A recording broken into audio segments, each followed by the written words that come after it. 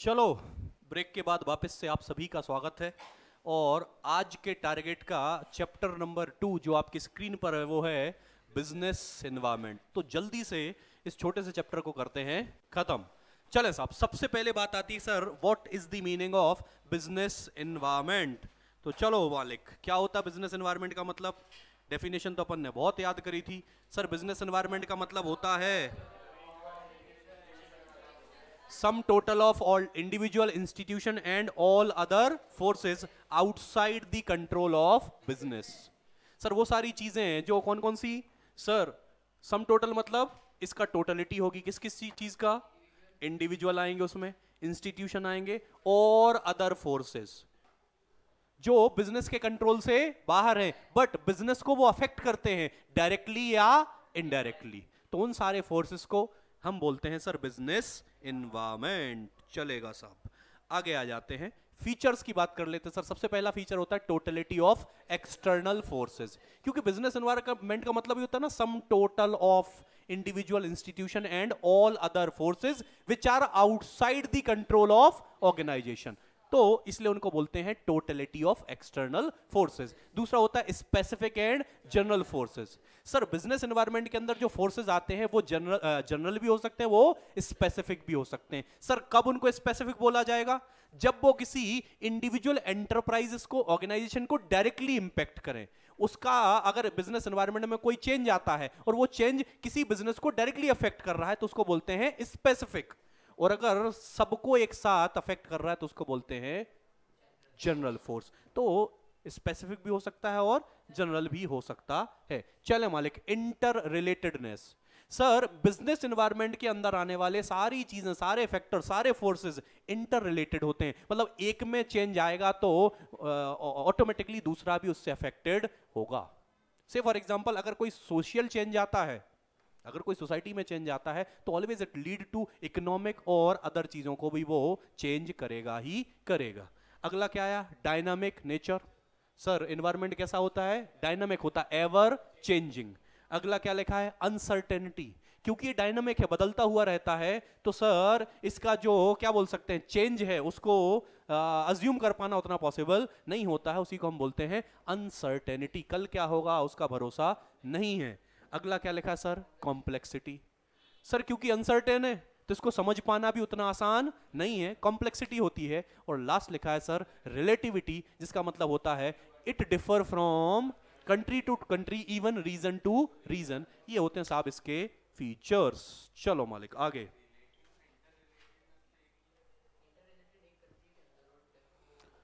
चलें साहब, इंपॉर्टेंस की बात करते हैं अगर, तो सबसे पहला होता है identification of opportunities to get first mover advantage. अगर आप बिजनेस एनवायरनमेंट को समझते हैं तो आप ये समझिएगा कोई भी चेंज जो होता है वो अपने साथ दो चीजें लेकर आता है, one is opportunity and second one is threat. तो अगर आप बिजनेस एनवायरनमेंट को बहुत अच्छे से समझते हैं तो उस चेंज के अंदर जो अपॉर्चुनिटी आई है आप उसको बेटा इनकैश कर सकते हो आप अपने फेवर में और बन सकते हो फर्स्ट मूवर। तो अपॉर्चुनिटी का मतलब होता है वो फेवरेबल चीज, वो फेवरेबल कंडीशन। तो एक फायदा तो ये है कि आप आइडेंटिफिकेशन कर सकते हो अपॉर्चुनिटी का और फर्स्ट मूवर एडवांटेज ले सकते हो। दूसरा क्या है सर? सेकंड अगेन बेनिफिट है आपको रिलेटिंग टू थ्रेट। जो उस एनवायरनमेंट के अंदर, चेंज के अंदर जो थ्रेट आ रही है उसको भी आप अगर बिजनेस एनवायरनमेंट को समझते हो तो उस थ्रेट को आप आइडेंटिफाई कर पाओगे और उससे अपने आप को और अपने बिजनेस को बचा सकते हो। तीसरा क्या लिखा है? It help in tapping useful resources. क्योंकि आपको रिसोर्सेज कहां से मिलते हैं? एनवायरनमेंट से मिलते हैं। तो उन रिसोर्सेज को आप बहुत आसानी से और मैक्सिमम इफेक्टिवनेस के साथ यूज कर सकते हो if you really understand the concept of business environment. It help in coping with rapid changes. Sir business environment का फीचर है कि वो तो बदलता रहेगा और आपको अगर मार्केट में सरवाइव करना है तो उस बदलते वक्त के साथ आपको भी अपने आप को बदलना पड़ेगा। आप अपने आप को तब बदल पाओगे जब आप उस बदलाव को समझते हो, और वो समझने के लिए आपको बिजनेस एनवायरनमेंट को समझना पड़ेगा। चले मालिक, अगला क्या लिखा? It help in assisting in planning and policy formulation. जब भी आप प्लानिंग करते हो, पॉलिसीज बनाते हो सॉरी, ये ऑलवेज डिपेंड करता है, ये ऑलवेज बात करता है फ्यूचर की। प्लानिंग इज फ्यूचरिस्टिक और फ्यूचर इज अनसर्टेन, लेकिन आप इस अनसर्टेनिटी की रिस्क को मिनिमाइज कर सकते हो बाय अंडरस्टैंडिंग बिजनेस एनवायरनमेंट। आपको बेटा प्लानिंग करते समय, पॉलिसी फॉर्मुलेशन करते समय बिजनेस एनवायरनमेंट का तो आपको क्या बोल सकते हैं, इंपॉर्टेंस रखना पड़ेगा। तो ये भी बेटा बहुत इंपॉर्टेंट है कि आपकी प्लानिंग और पॉलिसी फॉर्मुलेशन में वो आपको असिस्ट करता है, गाइड करता है business environment. It help in improving performance. Obviously बात है, क्योंकि आपका बिजनेस डायरेक्टली और इनडायरेक्टली अफेक्टेड है, इंपैक्टेड है किससे, बिजनेस एनवायरनमेंट से। अगर आप उसको बहुत अच्छे से समझते हो, उसके हिसाब से आप अपने एक्शन परफॉर्म करते हो, उसके हिसाब से आप पॉलिसी बनाते हो, उसके हिसाब से आप प्लानिंग करते हो, तो it will always lead to improve in performance. ये कुछ इसके फायदे थे। चलो यहां से क्वेश्चन बिल्कुल आएगा, वो है sir dimensions of business environment, जिसको आप पेस्टल एनालिसिस भी बोलते हैं। कितने डायमेंशंस होते हैं सर, कितने डायमेंशन है, 6। टोटलिटी में तो 6 ही है, वो एक बार देख लेते हैं। सबसे पहला कौन सा होता है, political, then economic, social, technological, environmental and legal. आपके में शायद एनवायरमेंटल नहीं होगा सिलेबस में, है पक्का?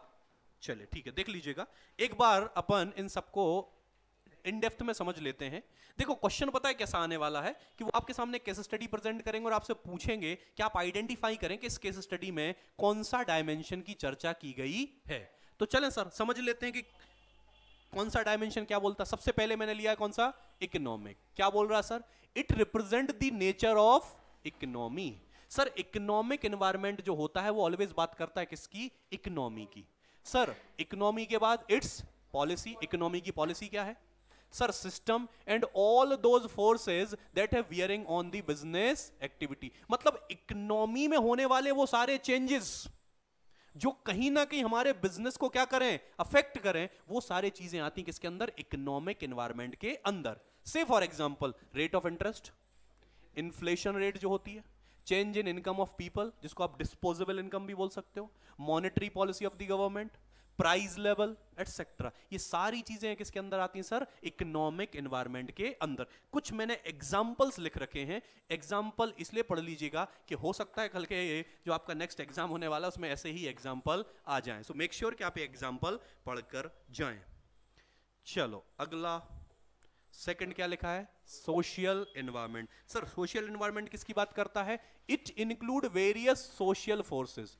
आपके एनवायरनमेंट को बेटा सोसाइटी के रूल्स, रेगुलेशन, कस्टम ये भी अफेक्ट करते हैं, तो वही आते हैं सारे किसके अंदर, सोशल एनवायरनमेंट के अंदर। देखो लिखा है ना, custom, believe, literacy rate, educational level, lifestyle, values, ये सारी चीजें किसके अंदर आती हैं, सोशल एनवायरनमेंट के अंदर। जैसे आफ्टर कोविड सोसाइटी का थोड़ा सा ना जीने का तरीका बदल गया है, थोड़ा सा हेल्थ कॉन्शियस हो गए हैं, तो क्योंकि उनका लाइफस्टाइल बदला तो इसने बिजनेस को कैसे इंपैक्ट किया कि जो हेल्थ रिलेटेड चीजें हैं इनकी डिमांड बढ़ गई है।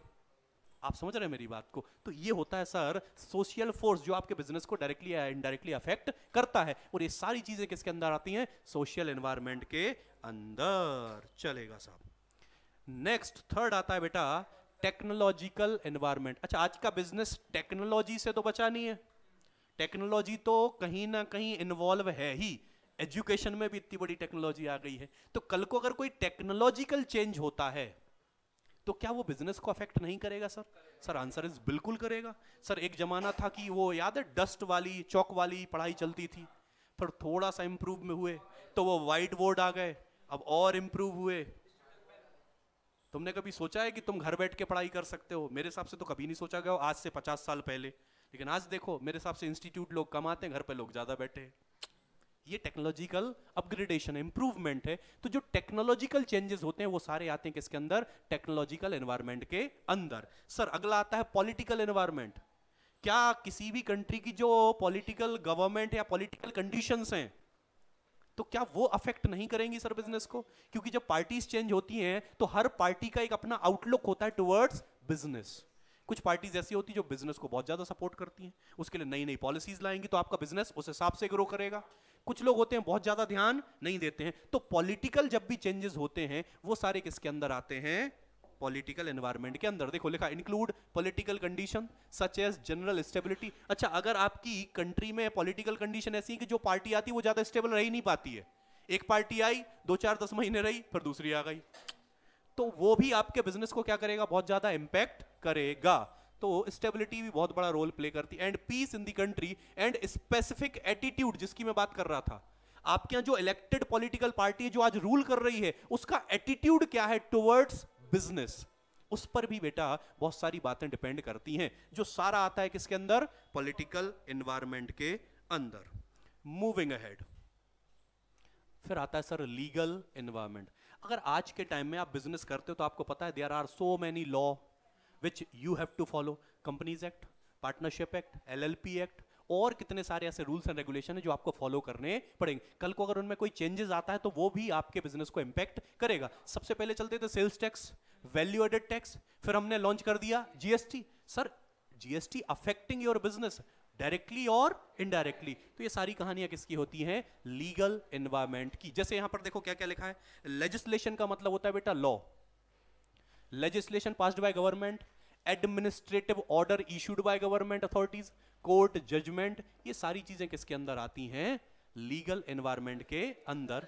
हर बिजनेस का, हर मैनेजमेंट का बेटा ये कहीं ना कहीं क्या बोलते हैं, ड्यूटी है कि वो अपने कंट्री के लॉ को क्या करे, ओबे करे, फॉलो करे। ये पांचों आते हैं किसके अंदर, डायमेंशंस ऑफ बिजनेस एनवायरनमेंट के अंदर।